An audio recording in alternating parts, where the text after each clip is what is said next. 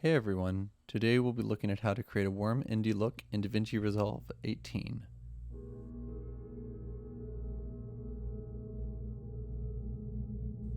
To start things off, I'm just going to go ahead and play the short scene from my film, The Ghost of West River, just as the log files were when our production shot it. We shot in ProRes 422 in 10-bit on a ZCam E2 with Russian vintage lenses and a PrismLensFX Nostalgia Filter. I can't stress enough how integral lens halation and warming filters are to achieving an indie look in camera. Luckily, the Nostalgia Filter is all in one when it comes to warm tones and halation.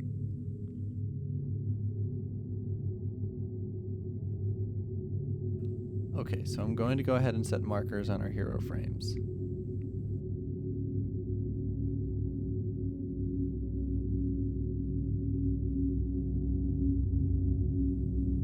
Now let's go to the Color tab.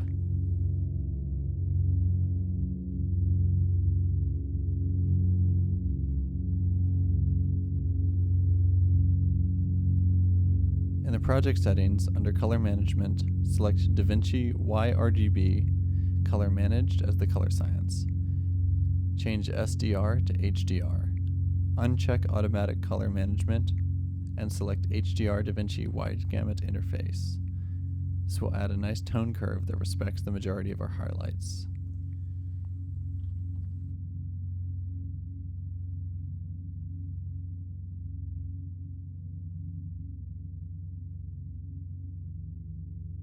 Set our first node to HDR and create a second node.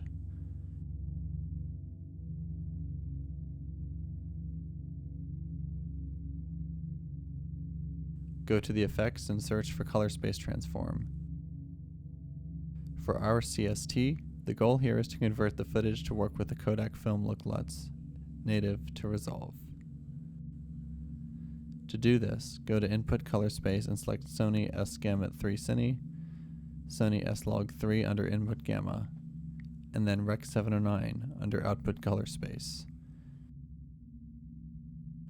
Make sure to set Output Gamma to Cineon Film Log. This is the key here.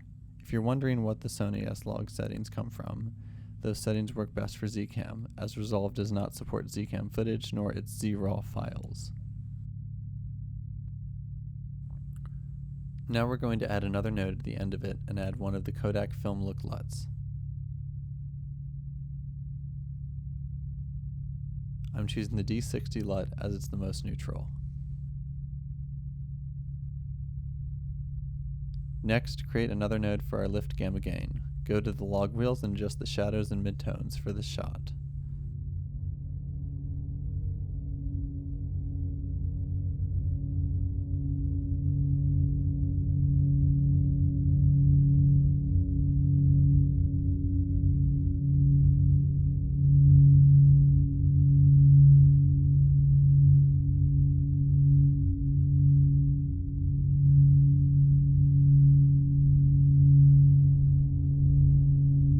Let's make sure to label our nodes as we go.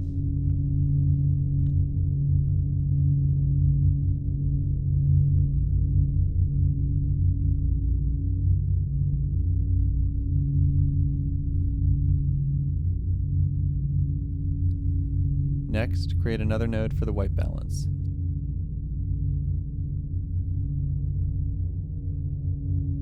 Set Luma Mix to 0 and play with the individual values slightly in the gain section. We're going for this subtle warm green tone.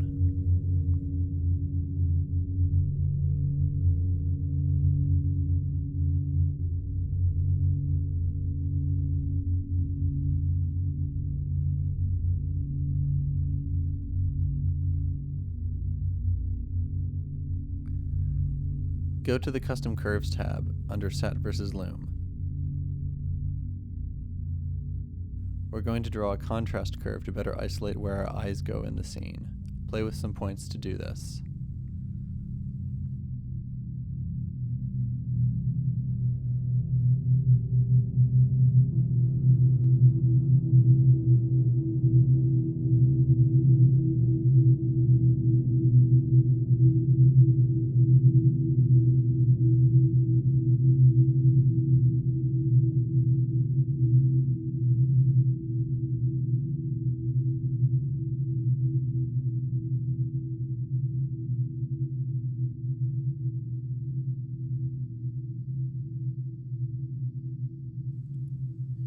Create a new node for our specular highlights.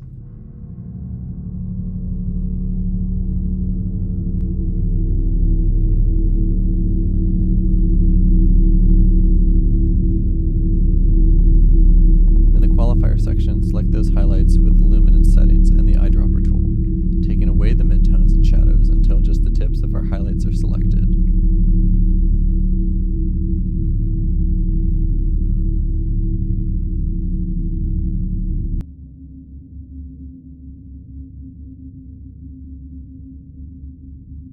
Feather the selection and set the pre-filter to 0.5.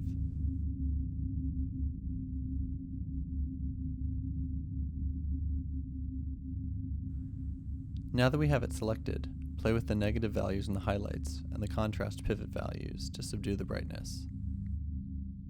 Desaturate it to a low value for a more organic feel.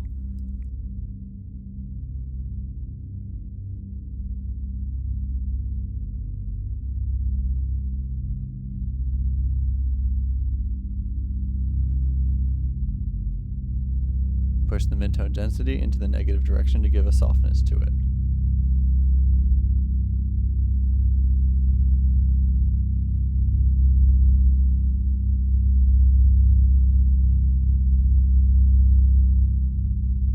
Warm it up in temperature and ease it off in the green to tint.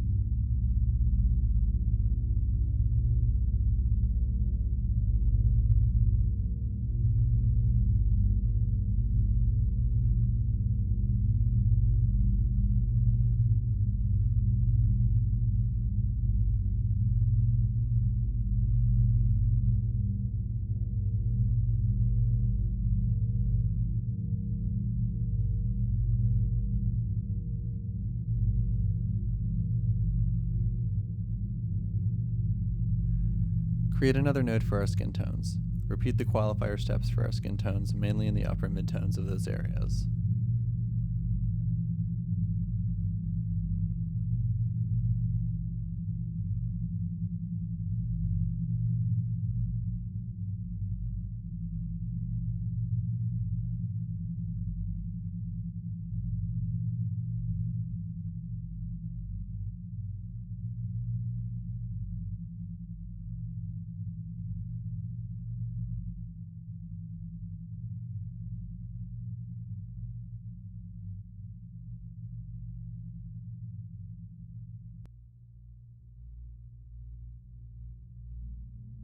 Warm up the selection and desaturate it to give a more natural saturation.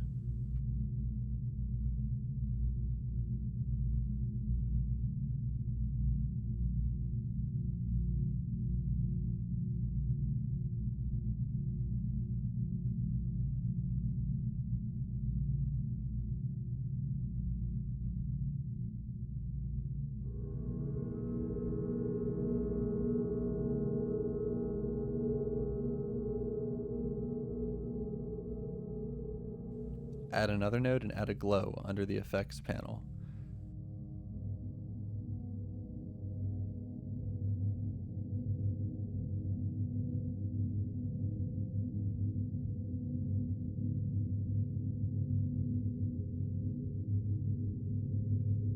Setting the composite type to soft light, adjust the settings to your liking until you've isolated the glow to the area you want.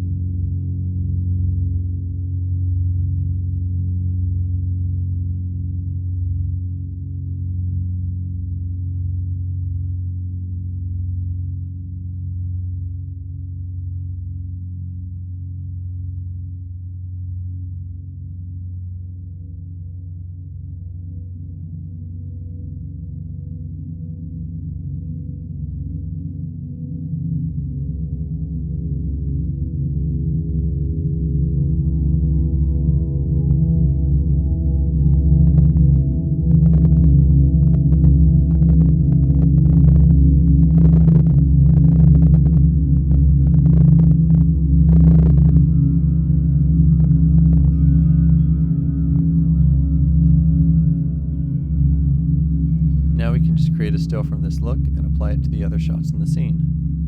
And that's it. Now you have a warm indie look for your next short or feature. I hope you've enjoyed this tutorial, and I'll see you next time.